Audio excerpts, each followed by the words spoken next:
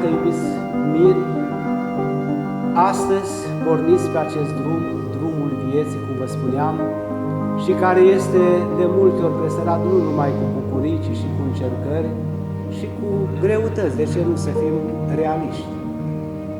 Dar dacă omul știe să-și chivernisească viața și are încredere unul în celălalt, pe toate le poate depăși. Dumnezeu este întotdeauna cu cei care îl caută. Dumnezeu este întotdeauna cu cei care îl primesc și îl poftesc în casa lor. Să vă bucurați, să fiți împreună mulți și fericiți ani, să fiți bucurie pentru cei care de astăzi vă sunt părinți sufletești și peste ani, când veți privi în urma voastră, să priviți cu drag și să nu vă fie rușine de viața pe care ați trăit-o.